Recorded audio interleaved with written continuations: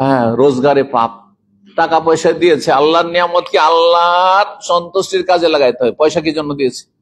বিলাসিতার জন্য, হারাম খাওয়ার জন্য, হ্যাঁ, হারাম জীবন যাপনের জন্য বেশি পয়সা পেয়েছেন। আল্লাহ বলছেন যেই মাল ধন সম্পদ আল্লাহ তোমাকে দিয়েছেন, মিম্মালিল্লাহ, আল্লাহর সম্পদ, তোমার নাই, তোমার বাবার না। যদিও তুমি বাবার সূত্রে পেয়েছো, তারপর মালুল্লাহ, সূরা নূরে আল্লাহ বলছেন যে আল্লাহ তোমাদেরকে দিয়েছেন। হে পয়সাওয়ালারা, সখীরা, সচ্ছল ব্যক্তিরা, গরিবদের দাও, আশেপাশের লোকের খোঁজ নাও।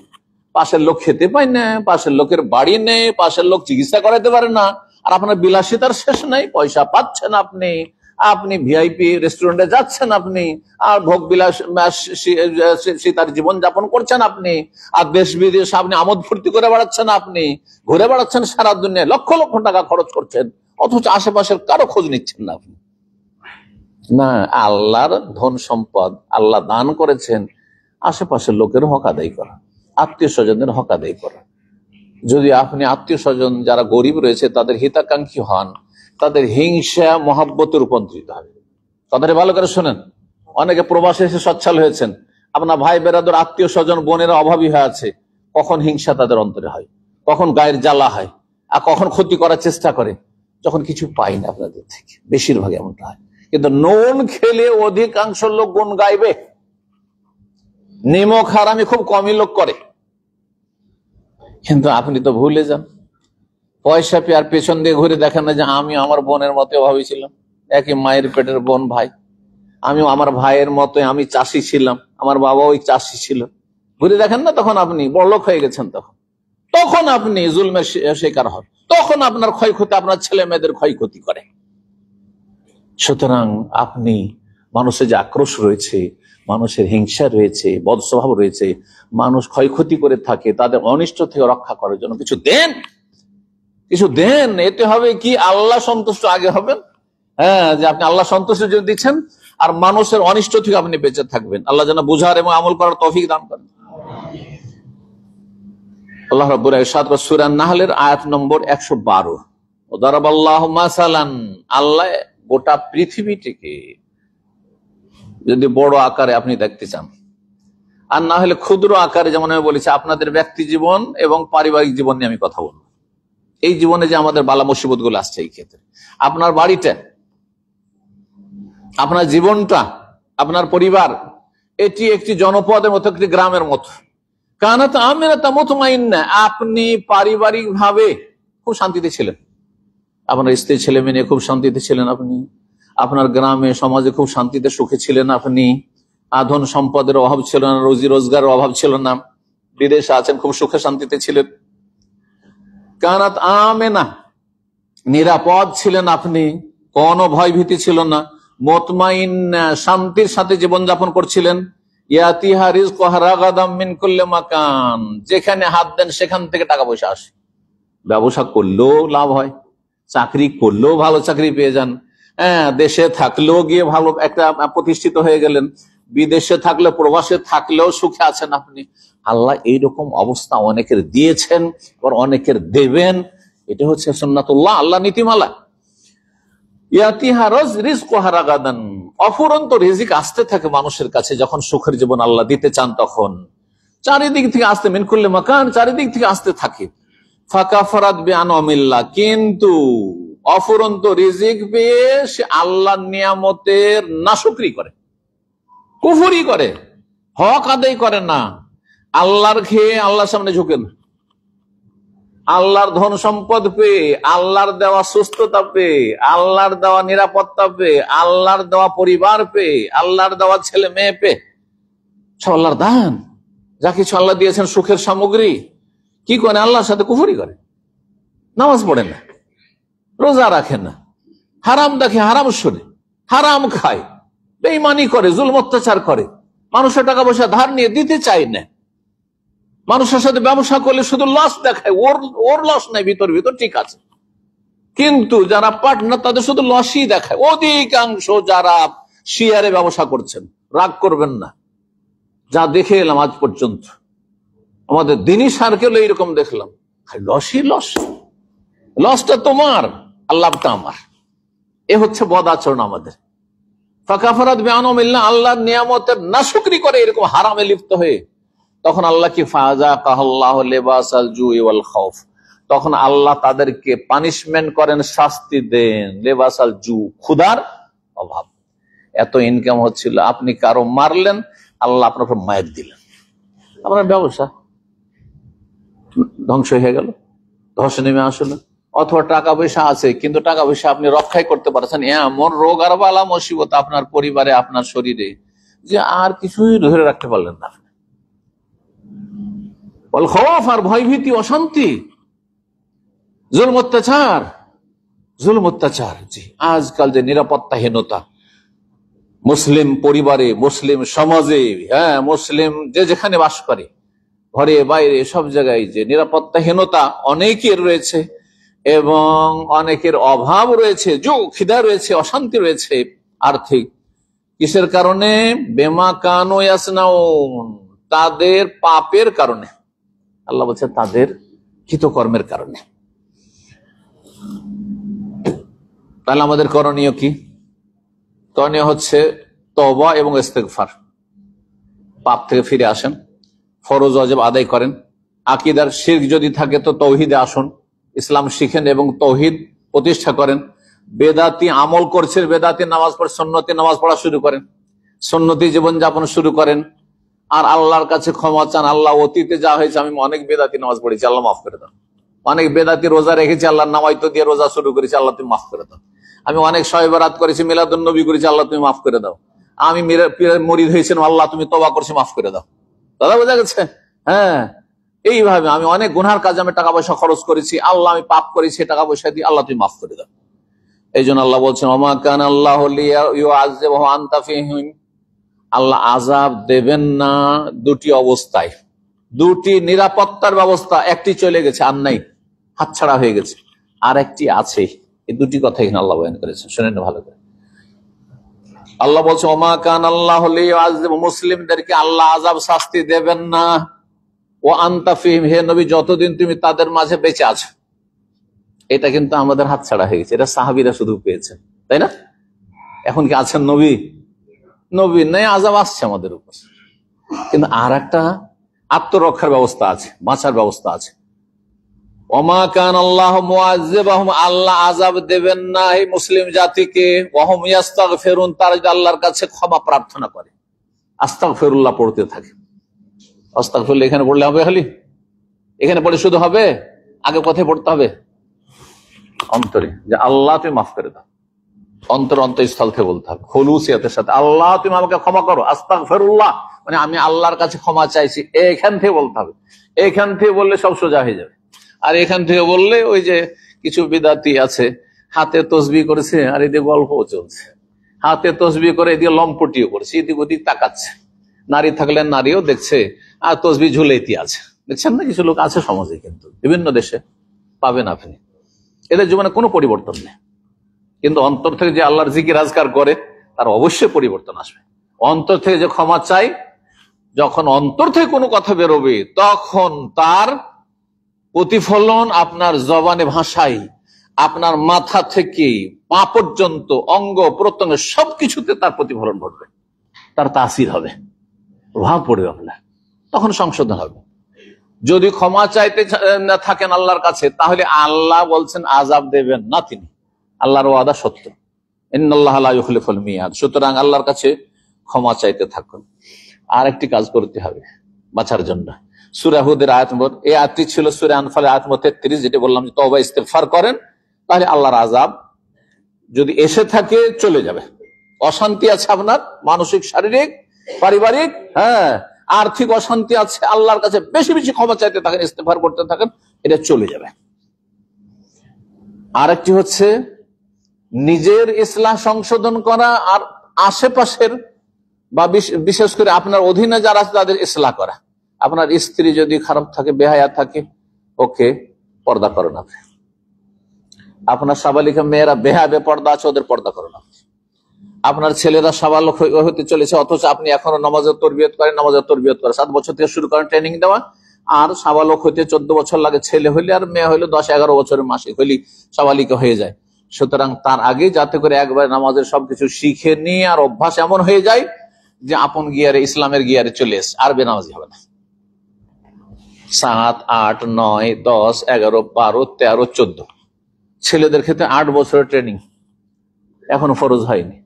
কোন লক্ষণ যদি ছেলেদের না পান তো 15 বছরে গিয়ে সাবালক হয়। হেকমত আছে।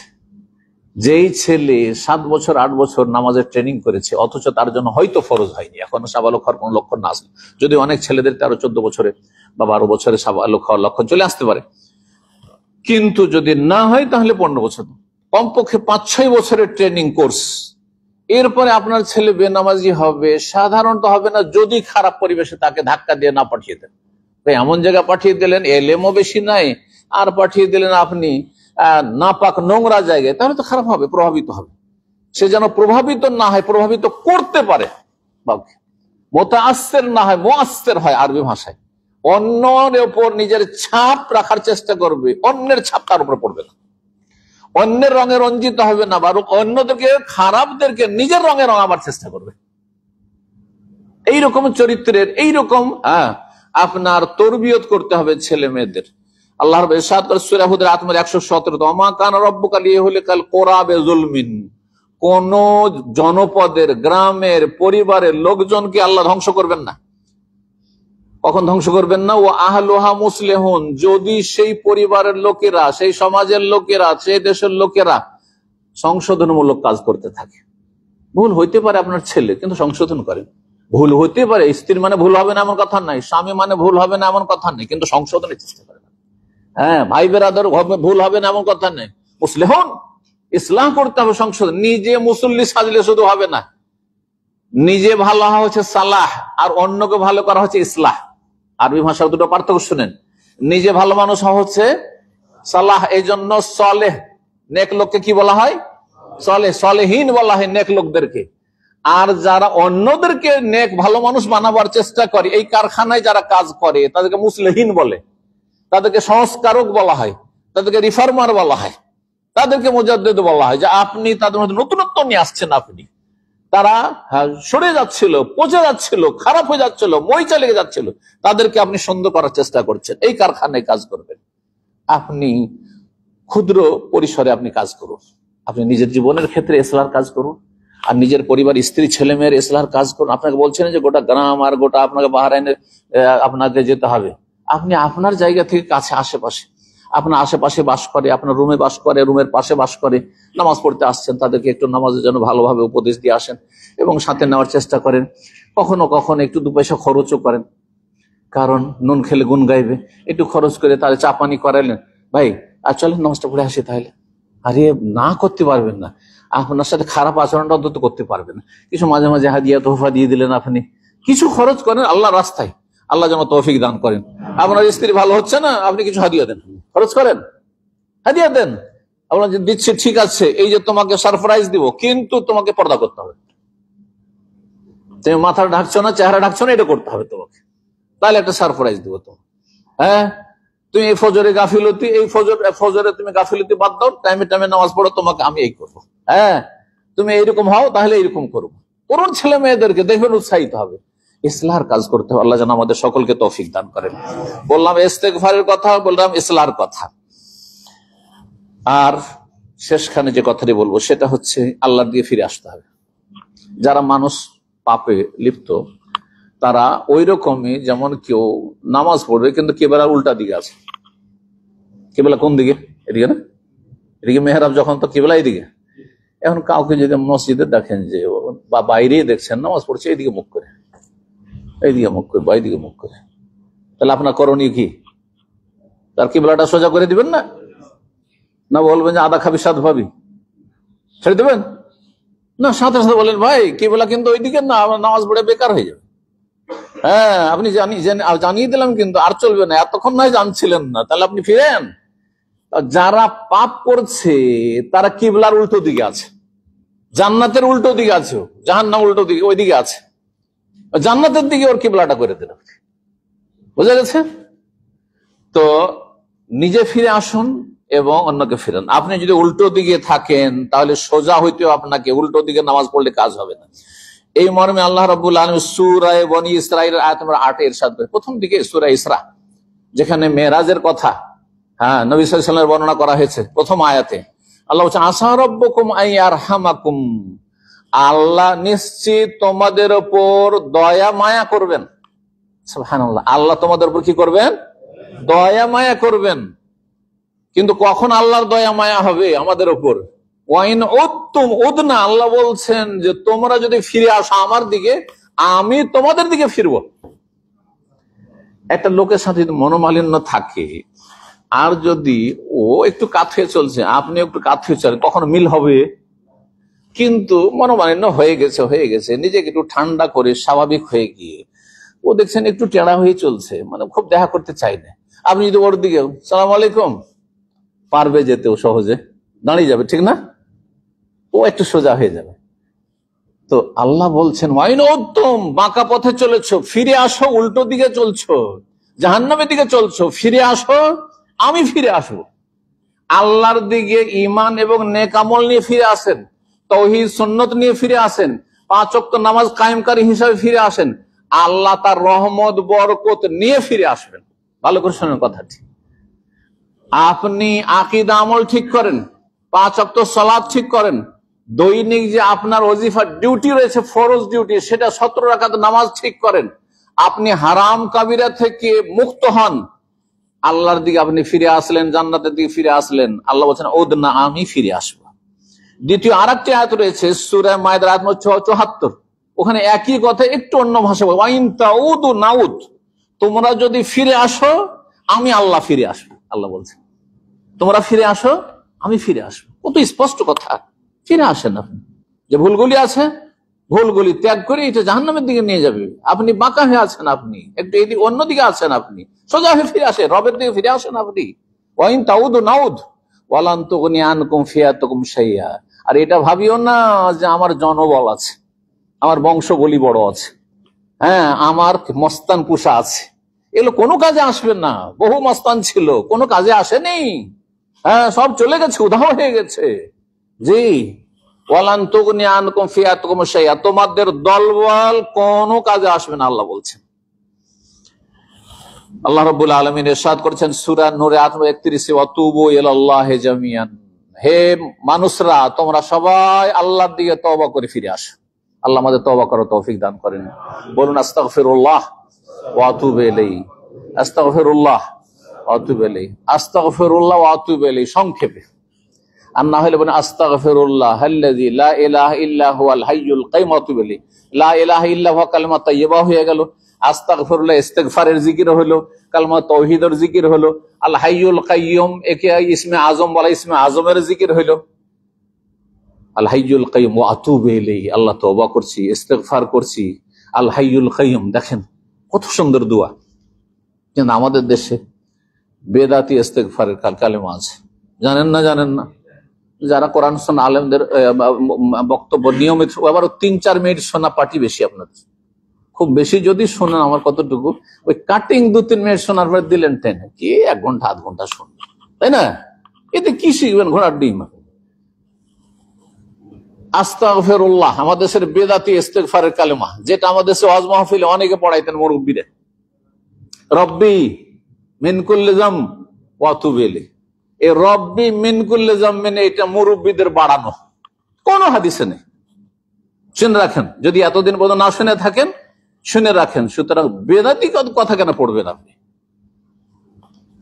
এখনই শুরুই করেছিলাম আমি দিয়ে, যে এক আল্লাহর ইবাদত লা ইলাহা ইল্লাল্লাহ কালিমা তাইয়্যিবার শিক্ষা, আর এক রসুলের তরিকে চলবেন, মুহাম্মদ রাসূলুল্লাহ জন্য কলমা পড়েছেন। কলমাতে দুটো কথা বলছেন না? লা ইলাহা ইল্লাল্লাহ মানে এক আল্লাহ ছাড়া কারো ইবাদত করবো না, ঝুঁকবো না, আর মুহাম্মদ রাসূলুল্লাহ মানে রসুলের তরিকা ছাড়া কারো তরিকায় তওবা ইস্তিগফার পড়বো না। আপনি রব্বি মিন কুল্লি যাম কার তরিকায় পড়লেন? আপনি রসুলের তরিকা নয় রে ভাই, বুঝতে পারছেন না? সুতরাং এটাকে ডিলিট করেন। এটা এখানে আছে না, এইসব ভাইরাস গুলিকে ডিলিট করতে হবে, ফরম্যাট দিতে হবে আপনাকে, এখন ওয়াশ করতে হবে। আস্তাগফিরুল্লাহ ওয়া আতুবু ইলাইহি সংক্ষেপে। এ রব্বি অর্থ ঠিক আছে। এখন কেউ যদি বলে যে ও অর্থ তো ঠিক আছে, আমি তো কোনো কবিরা করলাম না, তা আমি বলবো যে ভাই 5 ওয়াক্ত নামাজ তো আপনারা সারা জীবন পড়িয়ে আসছেন 1400 বছর থেকে। আমি আজকে থেকে আপনাদের বাহারাইনে এসে 6 ওয়াক্ত চালু করে যাব, সকাল 10টায় আজান দিয়ে নামাজ পড়িয়ে মেনে নিবেন? না, চলবে না। এটা কেন চলবে না? আমি কবিরা গুনাহ করলাম? আমি তো আপনার নামাজই পড়তে বলছি, মসজিদ মুখী হইতে বলছি, একটা বেশি অতিরিক্ত আজান দিতে বলছি। আজান দিলে শয়তান পালায়, ঠিক না? একামত দিবেন, শয়তান পালাবে আবার। তারপর নামাজ পড়বে মসজিদ। আপনি কোন কবিরা গুনাহ করতে বললাম? তারপর রাজি কেন হচ্ছেন না? হ্যাঁ, তাহলে বোঝা গেল যে বেদাত বুঝছেন, কিন্তু আপনারা যে বেদাত গুলি করছেন ওগুলোকে বুঝছেন না। রোগ এখানে, এবার বুঝতে পেরেছেন? হ্যাঁ, যেটা আপনি করবেন না সেটা বেদাত হয়ে যাবে, আর যেটা আপনি করছেন সেটা সুন্নত হয়ে যাবে বেদাত হইলো না। না না, আপনাকে মাপকাঠি রাখতে হবে, কোরআন হাদিসে আছে কিনা, সাহাবীদের আমলে আছে কিনা। জি, আল্লাহ বুঝার তৌফিক দান করেন। বলছিলাম অতুবু ইলাল্লাহ জামিআন, তোমরা সবাই আল্লাহর কাছে তওবা করো, তাহলে আল্লাহ তো এতেই তোমাদের সফলতা রয়েছে, এতেই তোমরা সাকসেস হইতে পারবে, কামিয়াব হইতে পারবে। সূরা জিনের আয়াত নম্বর 16, এটা দিয়ে শেষ করি বা তারপরে আরেকটি আয়াত দিয়ে শেষ করব। আল্লাহ বলছেন তাতে, ও আল্লাহ ইস্তাকামু, মানব জাতি যদি সোজা হয়ে যায়, তাহলে আমরা বাঁকা হয়ে আছি। এই যে আমাদের জীবনে অশান্তি, আমাদের মধ্যে বক্রতা আছে। ও আল্লাহ ইস্তাকামু, তারা যদি সোজা হয়ে যেত, আলা তরিকাতে, মানে নবীর তরিকায়, ইসলামের তরিকায়, বিশ্ব মানবতা যদি সোজা পথে চলতো, সমাজ পরিবার যদি সোজা পথে চলতো, আপনি আমি তো সোজা হয়ে চলতাম, আল্লাহ বলছেন লাসকাইনাহুম মাআন গাদাকা, তাহলে তাদেরকে আমি অফুরন্ত সুপেয় পানি পান করাইতাম। কোনো অভাব হইতো না, অনাবৃষ্টি হইতো না, দুর্ভিক্ষ হইতো না, আর বান বন্যার সয়লাব দিয়ে আল্লাহ ডুবিয়েও দিতেন না। বেশি পানি হওয়া আল্লাহর আযাব, আর পানির অভাব হওয়া আল্লাহর আযাব, কোনোটাই করতেন না। আল্লাহ বলছেন, শেষ আমার আলোচনা, সূরা আরাফ আয়াত নম্বর 96, আল্লাহ বলছেন ওয়ালাউ আন্না আহলাল কুরআন ওয়াত্তাকা লাফাতানা আলাইহিম বারাকাতিম মিনাস সামাই ওয়াল আরদ, যদি দেশের মানুষরা, সমাজের মানুষরা, পরিবারের লোকেরা, আমরা, আল্লাহ আহলুল কোরআ, কারিয়াতুনে বহুবচন, আমানু, ইমানদার হয়ে যেত, মুমিন মুসলিম হয়ে যেত সত্যিকারের, ওয়াত্তাকাও, যদি গুনাহ মুক্ত হয়ে যেত, পাপ মুক্ত হয়ে যেত, লাফাতাহানা আলাইহিম বারাকাতিম মিনাস সামাই ওয়াল আরদ, আকাশের বহু বরকত, বহু বচন আল্লাহ বলছেন বারাকাত, জমিনের বহু বরকতের দরজা আমি খুলে দিতাম। সুবহানাল্লাহ, আল্লাহ বরকত দিতে চাইছেন, কিন্তু কি করতে হবে? ঈমান, যে ঈমানে শিরক থাকবে না, যে ঈমানে বেদাত থাকবে না, যে ঈমানে কুফরি থাকবে, নাস্তিকতা থাকবে না, যে ঈমানে সেকুলারিজম থাকবে না, যে ঈমানে মাজার পূজা, পীর পূজা থাকবে না, যে ঈমানে মূর্তি পূজা থাকবে না। এই নয় যে দুনিয়ার স্বার্থে, পেটের স্বার্থে মন্দিরেও গিয়ে হাজির আর মসজিদও গিয়ে হাজির। হ্যাঁ, মসজিদ ভাঙলে মাথার ব্যথা হয় না, কষ্ট লাগে না, কিন্তু মন্দিরে গিয়ে নাচ গানের তামাশা দেখছে। এই যদি জাতির অবস্থা হয়, তাহলে সেই জাতিতে কি করে আল্লাহর রহমত নাজিল হবে, বরকত নাজিল হবে? বুঝার চেষ্টা করুন, আল্লাহ যেন বুঝার তৌফিক দান করেন। লাফাতাহানা আলাইহিম বারাকাতিম মিনাস সামাই, আকাশের বরকতের দরজা আমি খুলে দেবো, জমিনের বরকতের দরজা খুলে দেবো, খাবারের অভাব হবে না, পানির অভাব হবে না, রোজগার ইনকামের অভাব হবে না। ওয়ালাকিন কাযযাবু, কিন্তু মানুষের স্বভাব হচ্ছে মিথ্যা মনে করা, আল্লাহর দিনকে মিথ্যা মনে করছে। এগুলো কথা মনে হয় এমনিতে, সুতরাং তাদের পাপের কারণে তাদেরকে আমি ধরে থাকি। আল্লাহর আযাব আমাদের পাপের কারণে আসছে। আল্লাহ বুঝার তৌফিক দান করেন। কথা লম্বা হয়ে গেল, কিন্তু আশা করি আল্লাহ যেন আমাদের সকলকে হেদায়েত দান করেন, হেদায়েতের ওপর আল্লাহ কায়েম রাখেন। যারা মুসলিম সমাজে বিভ্রান্ত হয়ে রয়েছে তাদেরকে আল্লাহ সংশোধনের তৌফিক দান করেন। যারা ভালো মানুষ, আল্লাহ তাদেরকে আরো ভালো হওয়ার তৌফিক দান করেন। যারা ফরজ আদায় করছেন তাদেরকে আরো বেশি বেশি নফলের তৌফিক দান করেন। যারা নফল আদায় করেছেন তাদেরকে আল্লাহ আরো বেশি নফলের তৌফিক দান করুন। আল্লাহ আমাদের তার হক আদায় করার যথাযথ তৌফিক দান করেন এবং আমাদের ভুল ত্রুটি আল্লাহ মাফ করে দেন। ওয়া জাযাকুমুল্লাহু খাইরান। সুবহানা রাব্বিকা রাব্বিল ইজ্জাতি আম্মা ইয়াসিফুন ওয়া সালামুন আলাল মুরসালিন ওয়ালহামদুলিল্লাহি রাব্বিল আলামিন।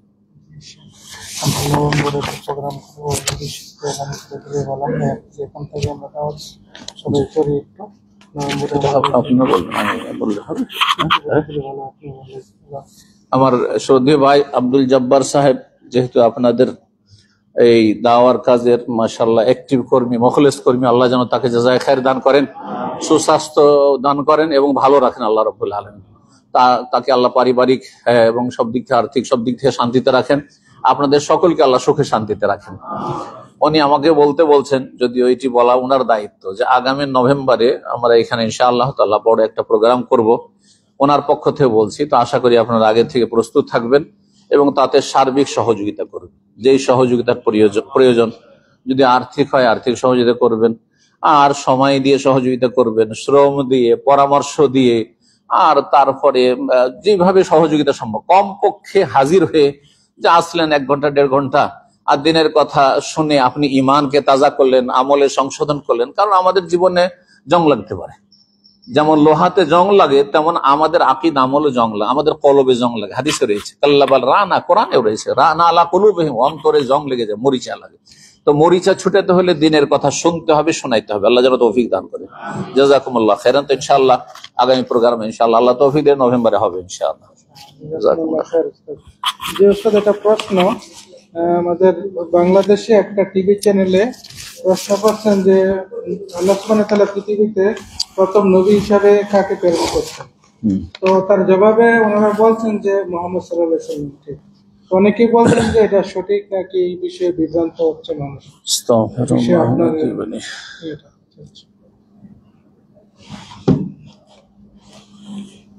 বিসমিল্লাহির রহমানির রহিম, আলহামদুলিল্লাহি রাব্বিল আলামিন, ওয়াসসালাতু ওয়াসসালামু আলা রাসূলিহিল কারীম ওয়া আলা আলিহি ওয়া সাহবিহি আজমাইন। বাংলাদেশে কোন এক টিভি চ্যানেলে বলা হয়েছে যে সর্বপ্রথম কোন নবীকে আল্লাহ পাঠিয়েছেন, তো তারপরে উত্তরে নাকি বলেছেন নবী মুহাম্মদ সাল্লাল্লাহু আলাইহি ওয়াসাল্লাম। তিনি প্রথম নবী না শেষ নবী? কোরআনের কথা সত্য না টিভির কথা সত্য? কোরআন। আর আল্লাহ বলছেন সূরা আহজাব, মা কানা মুহাম্মাদুন আবা আহাদিম মির রিজালিক ওয়ালাকিন রাসূলুল্লাহ ওয়া খাতামান নবী। মুহাম্মদ সাল্লাল্লাহু আলাইহি ওয়াসাল্লাম কোন পুরুষের বাবা ছিলেন না, মানে পুরুষ তার ছেলে সন্তান কেউ বাঁচেনি, মেয়ে কন্যা সন্তান বড় হয়েছিল। এই জন্য আল্লাহ বলছেন কোন পুরুষের তিনি বাবা নন। ওয়ালাকিন রাসূলুল্লাহ, তিনি কে? তাহলে আল্লাহর রসুল, প্রেরিত। ওয়া খাতামান নবীন, খাতাম মানে প্রথম না খাতাম মানে শেষ? খাতাম মানে খতম। বলছেন না কোরআন খতম করলাম, শেষ, তাই না? তিনি শেষ নবী। তাহলে যেই ব্যক্তি বলবে প্রথম নবী মুহাম্মদ, সে কোরআন অস্বীকার করলো না। কোরআন অস্বীকার করেও মুসলিম থাকা যায় নাকি বলুন তো দেখি? একটু চিন্তা করেন, আল্লাহকে ভয় করেন একটু। এত জালিয়াতি কেন ধর্মের নামে? আর যদি ধর্ম জানা থাকে তো বলেন, না হলে চুপ থাকেন, ওতে নিরাপদ। চুপ থাকলেও ভালো, যে যারা সহি কথা বলছে তাদের বলতে দেন। আল্লাহ বুঝার তৌফিক দান করেন। জি। দ্বিতীয় প্রশ্ন, আত্মীয় স্বজনদের সাথে যোগাযোগ রাখলে বেশিরভাগ শুধু টাকা ধার চায়, ধার দিলে তাদের সাথে আর খুঁজে পাওয়া যায় না, ফোন ধরে না, করণীয় কি? আত্মীয় স্বজনদের টেলিফোন দিলে বা যোগাযোগ করলে শুধু টাকা ধার চায়, সাহায্য তো তা চাই না। সাহায্য চাইলে তো অল্প স্বল্প দিয়ে কাজ চলে যায়। টাকা ধার চায়, টাকা ধার কিন্তু কম সম চাই না। হ্যাঁ, 1 লাখের নিচে তো চাইবেই না, তার উপরে। হ্যাঁ, আর পরের কাঁধে, আমাদের দেশে অধিকাংশ মানুষ পরের কাঁধে পা দিয়ে ওপরে উঠতে চায়। এটা একটা বদ অভ্যাস, যেটা থেকে খুব সতর্ক করি। আর আমি আমার জীবনে কারো কাঁধে পা দিয়ে উঠি রবের রহমতে, এবং আমি নিজে চেষ্টা করেছি, এলেমের ক্ষেত্রে হোক আর এর ক্ষেত্রে হোক। হ্যাঁ, বুঝতে পারছেন? এতে আমি বিশ্বাসী নয়, এটাকে খুবই খারাপ মনে করি।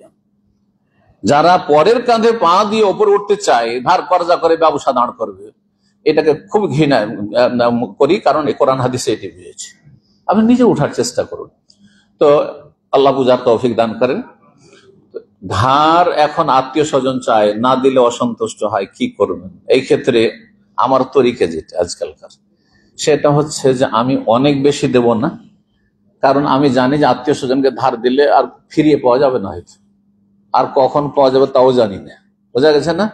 সেজন্য বেশি পরিমাণ দেব না, আমি এতটা দেব যতটাও ফিরিয়ে দিলে জাযাহুল্লাহ খাইর। আর যদি ফিরিয়ে নাও দেয় আমার বেশি কষ্ট হবে না। এই জন্য আমি বলি, সৌদি আরবে থাকলে 500 রিয়ালের বেশি দিয়েন না। এই বলেছি এর আগে, সৌদি আরবে থাকলে 500 রিয়াল, আপনি বাহরাইনে আছেন 50 থেকে 100 দিনারের বেশি দিবেন না কাউকে ধার। কথা বলছেন না? এটা বরদাস্ত করেই নিবেন আপনি। কিন্তু আপনি দিয়ে দিলেন 2-4-5 হাজার দিরহাম, না দিরহাম না, এখানে দিনার। আচ্ছা, গোলমাল হয়েছে আমার কয়েকটা দেশের সাথে। ওই কুয়েতের দিনার, এখানে দিরহাম। তো আর যদি বেশি করে দেন আর দিল না, তখন বড় কষ্ট লাগবে। আর এই কষ্টের কারণে আর ওর সাথে অন্তরটা মিলাতে পারবেন না, কারণ মেনেই নিতে পারছেন না আপনি। কেন এমনটা করবেন না? আপনি অল্প স্বল্প দিবেন, দিয়ে দিলে ঠিক আছে, না হলে চলো সাদাকা। সাদাকা কথা বোঝা গেছে? জি, একেবারে না দেওয়া করবেন না। আত্মীয় যখন অল্প স্বল্প চাইছে 1 লাখ, ওকে আপনি 10,000 টাকা দেন, যে ভাই এর বেশি দিতে পারছেন, খুব আমারই টানাটানি, সবারই টানাটানি আছে, সবারই প্রয়োজন, তোমার টাকার প্রয়োজন পরের টাকা নিয়ে, তো আমার তো নিজের টাকা, আমার প্রয়োজন আছে। হ্যাঁ, সুতরাং এইভাবে আপনি কেটে যাবেন। জাযাকাল্লাহ খাইর। মরুভূমি সফরে থাকলে মোবাইলে নেট পাওয়া যায় না, কিবলা কোন দিকে বোঝা মুশকিল, সালাত করার উপায় কি? যদি মরুভূমিতে থাকেন, বাইরে থাকেন, যেখানে জনহীন এলাকা, কোনো মানুষ নেই যে জিজ্ঞাসা করবেন আশেপাশে, তাহলে আপনি একা থাকেন অথবা একাধিক থাকেন, আপনার ইজতিহাদ করবেন, শরীর চেষ্টা করবেন কোন দিকটা মনে হচ্ছে কিবলা, যে দিকটা মনে হচ্ছে ওই দিকে মুখ করে নামাজ পড়েন। আল্লাহ তো মাসলা কোরআনে বলছেন, ফাইনামা তুআল্লু ফাসাম্মা ওয়াজহুল্লাহ, যেদিকে মুখ ফেরাও সেখানে আল্লাহকে পাবে, এইরকম ক্ষেত্রে। কিন্তু আপনি জনবস্তিতে বাহারাইনের মধ্যে আছেন, আশেপাশের লোকজন যাওয়া আসা করছে, আর আপনি এক নামাজ শুরু করে দিবেন এমনিতে, হ্যাঁ, জিজ্ঞাসা করতে যে ভাই শোনেন শোনেন, আপনি স্থানীয় লোক, লোকাল? বলছে হ্যাঁ লোকাল। তো ভাই এই দিকে পশ্চিম পূর্ব কোন দিকে? আর আপনি তো জানেন যে এখান থেকে মক্কা পশ্চিম আছে না পূর্বে, এতটুকু তো জানা আছে। যদি কিবলা নাও বলতে, অমুসলিম হয়তো কিবলা বলতে পারবে না, কিন্তু পশ্চিমটা তো বলতে পারবে, বাস হয়ে গেল কাজ। জি, অমুসলিমকে জিজ্ঞাসা করা যেতে পারে এই ক্ষেত্রে। জাযাকাল্লাহ খাইর। কাউকে ফোন দিয়ে হ্যালো বলা কি জায়েজ? হ্যালো বলা নাকি জায়েজ নেই? কাউকে ফোন দিয়ে হ্যালো বলা, বড় বড় ওলামায়ে কেরাম, আমি কয়েকদিন আগে দেখলাম শেখ সালেহ আল ফাওজান অথবা শেখ ইবনে উসাইমিন রাহিমাহুল্লাহ হাফিজাহুল্লাহ বলছেন যে এটা ঠিক নয়, কারণ এটা কাফেরদের ভাষা থেকে এসছে এবং তার অর্থ খারাপ। সুতরাং আপনি ইসলামে অভিবাদন আসসালামু আলাইকুম বলবেন। যিনি সালাম যিনি ডায়াল করছেন, কল করছেন, উচিত তাকে সালাম দেওয়া, কিন্তু তার বিপরীত যিনি রিসিভ করছেন তিনি যদি সালাম দেন কোনো দোষ নেই। বোঝা গেছে না? যেমন কিছু লোক বসে আছে আর কিছু লোক হেঁটে আসছে, কে সালাম দেবে? হেঁটে আসা লোক। কিন্তু আচ্ছা, বসে থাকার লোক যদি সালাম দিতে না যায়জ নাকি? কারণ আমি আসছি আর আপনারা বসে আছেন, আর আপনারা যদি আসসালামু আলাইকুম বলে দেন, সালাম আলাইকুম, না যায়জ হইলো? আরো ভালো কাজ হইলো, আপনাদের তো ভালো হইলো, কিন্তু আমার দায়িত্ব বেশি ছিল। হ্যাঁ, আমার দায়িত্ব বেশি ছিল। কিন্তু যদি আমি দেওয়ার আগে আপনারা দিয়ে ফেলেন, কোনো দোষ না, বরং আরো ভালো কাজ করলেন। এবার বুঝতে পেরেছেন? সুতরাং যিনি টেলিফোন করছেন হ্যালো বলবেন না, আসসালামু আলাইকুম এটা দিয়ে শুরু করবেন। আচ্ছা, উনি বলছেন না, চুপচাপ রিং হচ্ছে আর আপনি উঠিয়ে নিয়েছেন, তারপর কিছু বলছেন না, অনেকে আবার এরকম হয়, তো আপনি ওই দিক থেকে বলেন আসসালামু আলাইকুম, এরকম বলেন, এটাই সুন্নাত। জাযাকাল্লাহ খাইর। মেয়েদের আবাসিক মাদ্রাসায় রেখে পড়ানো যাবে? মেয়েদের আবাসিক মাদ্রাসা রেখে পড়ানো যাবে যদি সেখানে আপনার মেয়ে নিরাপদ থাকে, তাহলে যাবে। আপনাকে নিশ্চিত হইতে হবে, শুধু মেয়েদের মাদ্রাসা আর হোস্টেল থাকলে হবে না। ওখানে যদি ভিতরে, আজকাল অনেক মেয়েদের মাদ্রাসা আছে যেখানে যারা পরিচালক তারা মনে করে যে এইসব মেয়েরা আমি এদের মাহরাম, নাউজুবিল্লাহ, যে হুজুর, হ্যাঁ, বা যে কারি সাহেব আছে বা হাফেজ আছে, কেন পুরুষ লোক ভিতরে কেন ঢুকবে? যদি দেখেন যে এই মহিলা মাদ্রাসায় যে দায়িত্বশীল আছে, সেক্রেটারি, সম্পাদক, মোহতামিম বা যে কেউ দায়িত্বশীল আছে, প্রধান আছেন, তিনি ভিতরে ঢুকেন অথচ পুরুষ, তাহলে সেই মাদ্রাসা পড়াবেন না। সেখানে ভিতরে শুধু মহিলা থাকবে। যদি পুরুষকে কাজ করতে হয়, বাইরে থেকে কাজ করবে। কারণ আজকাল সোশ্যাল মিডিয়া সব কিন্তু প্রকাশ করে দিচ্ছে।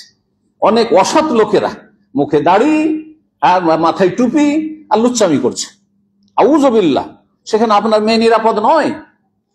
কিন্তু কোন জায়গায় হোস্টেলে রাখার জন্য মাহরাম শর্ত নাই। মাসালা শুনেন, হোস্টেল পৌঁছানোর জন্য এবং হোস্টেল থেকে বাড়ি নিয়ে আসার জন্য মাহরাম লাগবে। ধরেন ঢাকা এক হোস্টেল আছে আর বাড়ি আপনার ধরেন কুমিল্লা, তাহলে এই কুমিল্লা থেকে আপনাকে হোস্টেলে পৌঁছে দিয়ে আসতে হবে, ছুটি আপনার মাদ্রাসা খুললে বা স্কুল খুললে, কলেজের ভার্সিটি খুললে, আর নিয়ে আসতে হবে। এখন হোস্টেলে সেখানে পর্দার ব্যবস্থা আছে কি, নিরাপদ কিনা? না, হোস্টেল থেকে যখন তখন মেয়ে বেরিয়ে যেতে পারে। হ্যাঁ, যেমন কলেজের হোস্টেলে যে কোনো সময় মেয়েরা বেরিয়ে যেতে পারে, তাহলে ওইরকম হোস্টেল রাখা জায়েজ নয়। কারণ আমি সাবালিকা মেয়েকে রেখেছেন, কারোর সাথে বেরিয়ে চলে গেল। কিন্তু যদি সেখানে পাবন্দি থাকে যে না, সেখানে মাহরাম ছাড়া যাদের নাম সেখানে দেওয়া আছে, ছবি পর্যন্ত দেওয়া আছে, অমুক ছাড়া আপনার ছবি দেওয়া আছে, আপনার ভাই, আপন ভাই যদি যায়, আপন শালা যায়, তাও তার সাথে আসতে দেবেন না। হ্যাঁ, এইরকম মাদ্রাসা, এইরকম যদি গার্লস স্কুল থাকে, হোস্টেল থাকে, সেখানে রাখতে পারেন আপনি, কিন্তু নিয়ে আসতে হবে, দিয়ে আসতে হবে, কারণ সফর বিনা মাহরামে জায়েজ নয়। জি, জাযাকাল্লাহ খাইর। সম্মানিত শাইখ, আমি অনেককে দেখেছি ফরজ নামাজের পরে অন্য জায়গায় জায়গা পরিবর্তন করে সুন্নত পড়ে, এটা কতটুকু সুন্নাত? ফরজ নামাজের পরে সুন্নতের জন্য জায়গা পরিবর্তন করতে হবে এমন কোনো প্রয়োজন নেই, তবে ফরজের সাথে সাথে সুন্নত শুরু করা যাবে না। যেমন যারা জিকির আজকার করেন না, সালাম ফেরা, ফরজ নামাজ থেকে সালাম ফেরার পরে মোনাজাত ধরা অভ্যাস আছে, এটা বিদাত। মোনাজাত ধরলো বিদাত। আচ্ছা, মোনাজাত যখন আরব দেশে করতে পারে না, তখন সালাম ফেরার পরে ধাই করে দাঁড়িয়ে সুন্নত শুরু করে দেয়, এটা ঠিক নয়। ওতে মানুষ বুঝতে পারবে না যে ফরজ পড়ছে না সুন্নত পড়ছে। যাতে কমপক্ষে বাইরে থেকে আসলে দর্শক বুঝতে পারে যে এটা ফরজ নয়, ফরজ শেষ হয়ে গেছে, সুন্নত চলছে। সেটা জায়গা পরিবর্তনের মাধ্যমে হোক অথবা কথা বলার মাধ্যমে, সালাম ফেরার পরে তার সাথে কথা বলে নিল অথবা জিকির আজকারের মাধ্যমে বুঝে নিল যে হ্যাঁ এখন নামাজ হয়ে গেছে। বোঝা গেছে না? ইমাম সম্পর্কে আছে, ইমাম যেখানে নামাজ পড়িয়েছে, ইমামতি করেছে, সেখানে সে সুন্নত না পড়ে একটু সরে যায়, যাতে বাইরের লোক বুঝতে পারে যে না মেহরাব থেকে সরে আছে ইমাম, তার মানে নামাজ হয়ে গেছে। বুঝতে পেরেছেন? কিন্তু মুক্তাদির ক্ষেত্রে এটি প্রযোজ্য না। সম্মানিত শাইখ, অনেকে ফজরের নামাজ পড়ে যখন ঘুম থেকে 7টা বা 8টা প্রতিদিন, তার নামাজ কি হবে? প্রতিদিন যারা ফজর সূর্য ওঠার পরে পড়ে তাদের নামাজ হবে না, তবে মাঝে মধ্যে কখনো চেষ্টা রেখেছে, অ্যালার্ম লাগিয়েছে, তার উঠতে পারেনি, হয়ে যাবে, কোনো অসুবিধা নেই। তার যদি গাফিলতি থাকে আবার যে অ্যালার্ম বন্ধ করে ডেলি শুয়ে যায়, তাহলে না। কিন্তু মাসে ধরেন 2 দিন 4 দিন এমন হয়ে গেল, সপ্তাহে 1 দিন হয়ে গেল, আল্লাহ তো জানছেন যে আপনি চেষ্টা করেছেন কিন্তু উঠতে পারেননি, আল্লাহ মাফ করবে, কোনো ধরবেন না। তাই না, জালিকা ওয়াক্ত হয়, এটি তার ওয়াক্ত, যখন জেগেছে তখনই। কিন্তু যে অভ্যাস করে নিয়েছেন যে না আমি একটানা 5 ঘন্টা পুরা করব, 6 ঘন্টা পুরা করবো, আর তারপরে একবারই নামাজটা পড়ে তারপরে ডিউটিতে চলে যাব বা ব্যবসায় চলে যাব, এটা হারাম এবং এই নামাজ হবে না। ওয়াক্ত পার করে, ইচ্ছা করে ওয়াক্ত পার করে নামাজ হয় না। বিশেষ করে কন্টিনিউ করলে কারো মতে হবে না। জাযাকাল্লাহ খাইর। আমাদের সম্মানিত উস্তাদ দূর থেকে এসে আমাদেরকে অনেক সুন্দর নসিহা উপদেশ দিয়েছেন। আমরা আল্লাহ সুবহানাহু ওয়া তাআলার কাছে উস্তাদের জন্য দোয়া করি, আল্লাহ যেন উস্তাদের শরীর স্বাস্থ্য ভালো রাখেন, হায়াতে তাইয়্যিবা দান করেন এবং আমাদের মাঝে যেন বারবার এসে যেন আমাদেরকে এরকম নসিহা দেন, আমরা যেন আল্লাহ সুবহানাহু ওয়া তাআলা উস্তাদের কাছ থেকে এটুকু আমরা নিতে পারি। জাযাকুমুল্লাহ খাইর। ইনশাআল্লাহ আমরা প্রত্যেক নভেম্বরে আমরা 3টা প্রোগ্রাম করি ইনশাআল্লাহ। এবারও ইনশাআল্লাহ আমাদের ইচ্ছা আছে 3টা প্রোগ্রাম করা। সবাই এখন থেকে দাওয়াতি কাজ করবেন, তাহলে স্থান আমরা পরবর্তীতে ইনশাআল্লাহ জানাই দেব। ইনশাআল্লাহ আমরা চাই যে মানুষ বেশি বেশি আসুক, দিন শিখুক, দিন জানুক, দিন মানুক, কারণ সঠিক দিনটা মানুষকে জানানো বোঝানো সেটাই আমাদের একমাত্র দায়িত্ব। ইনশাআল্লাহ আল্লাহ সুবহানাহু ওয়া তাআলা আমাদেরকে এই দান করুন। জাযাকুমুল্লাহ খাইর। সুবহানাকা আল্লাহুম্মা ওয়া বিহামদিকা আশহাদু আল্লা ইলাহা ইল্লা আনতা আস্তাগফিরুকা ওয়া আতুবু ইলাইক।